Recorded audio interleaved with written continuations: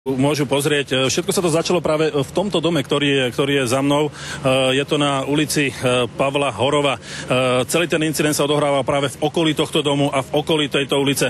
Šialenec, keď vybehol von, strieľal po mojej pravej ruke na autobusovej zastávke. Mal tam práve zasiahnuť mladé dievča a taktiež aj policajta mal streliť do hlavy. Ten by mal byť ale mimo ohrozenia. Strieľal ale aj po pravej strane tejto ulice a nakoniec zasa zaspäť pokračoval na miesto, kde celú túto streľbu začal. Čiže dá sa povedať, že ohrozená bola naozaj veľká časť Devínskej Novej Vsi, preto aj bola veľká časť nej aj hermeticky uzatvorená. Momentálne zatiaľ, alebo teraz je situácia v Devínskej už relatívne pokojná.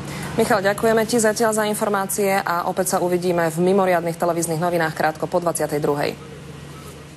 Dopoludnejšia streľba dala okrem polície do plnej pohotovosti aj hasičov a záchranárov. Na mieste sa striedalo 10 sanitiek, ktoré odvážali postrelených ľudí do bratislavských nemocníc. Lekári ošetrovali ľudí priamo na ulici. Celková bilancia, okrem mŕtvych 15 zranených obyvateľov Devínskej Novej Vsi.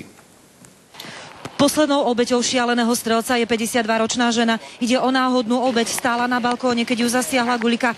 Potom sa pravdepodobne vrátila do bytu, kde zraneniam podľahla. Až po obednejších hodinách ju našiel jej manžel mŕtvú v byte. Ostatní ľudia mali väčšie šťastie. Muž postrelil 15 ľudí. 2 záchranári ošetrili na mieste. No ani záchranné týmy to v Devínskej Novej Vsi nemali ľahké. Na pokyn jednotlivých policajných zložiek boli púšťané zdravotnícke týmy do oblastí, ktoré boli vyhodnotené ako relatívne bezpečné, ale samozrejme tí zasahujúci záchranári boli všetci vo zvýšenom riziku. 5 sanitiek s lekárom a 5 posádok bez lekára neprestáne vozili do nemocníc postrelených ľudí.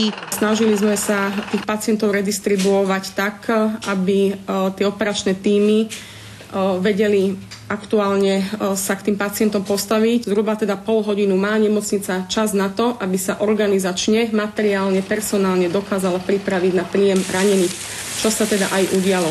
Ľudia majú rôzne poranenia. Najvážnejšie je zranenie driekovej chrbtice. Svoje si vytrpel aj policajt, ktorý má poranenú tvár a podstúpil operáciu.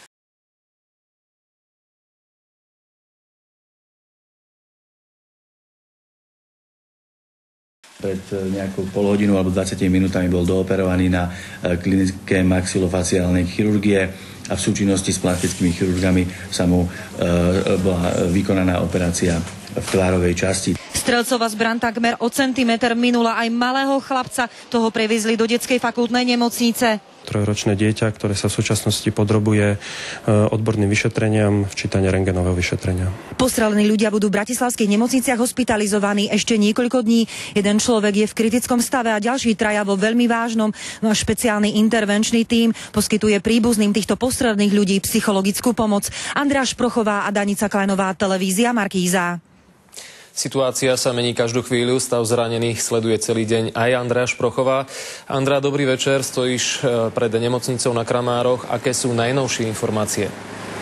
Dobrý večer, tak snáď jedna z tých potešujúcejších informácií je, že tá bilancia obetí sa nezmenila, naozaj zostáva to teda 7 mŕtvych obyvateľov Devínskej Novej Vsi plus mŕtvý strelec.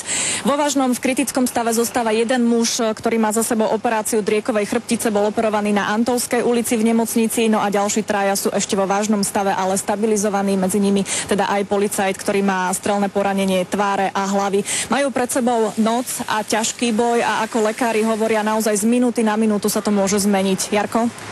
Vieš niečo o psychologickej pomoci? Dnes prišlo o svojich najbližších množstvo ľudí. Tak obyvateľia Devínskej Novej Vsi nielen pozostali a príbuzní tých, ktorí boli postrelení, naozaj zažívajú veľmi ťažké časy a veľmi krušné chvíle a preto už je v plnej pohotovosti aj tým intervenčnej pomoci, ktorý poskytuje ľuďom tzv. Psychickú prvú pomoc. Sú to ľudia, ktorí sa rozprávajú nielen s pozostalými, ale aj s príbuznými zranených. Pomáhajú im komunikovať so zdravotníkmi, s policajtami, dohľadajú na to, aby títo ľudia niečo zjedli, aby pili tekutiny, aby teda zvládli aj po fyzickej stránke tento nesmierne obrovský stres. Okrem toho odborníci na dnes večer a na noc dostali aj špeciálne priestory, napríklad v nemocniciach na Antolskej, v Ružinove, rovnako aj tu na Kramároch, kde budú poskytovať pomoc. No a v Devínskej Novej Vsi zriadili už aj stredisko pre príbuzných, kde rovnako nájdu príbuzní aj pomoc odborníkov, aj strávu. To je v tejto chvíli odo mňa všetko. Andrea, ďakujeme. K udalostiam v Devínskej Novej Vsi sa vrátime aj v druhej časti televíznych novín. Hovoriť budeme aj o psychologickom profile strelca. Sledujte nás ďalej. Nečakané prekvapenie a aj poriadne žalúdočné problémy. To zažili včera cestujúci na pravidelnej leteckej linke medzi Košicami a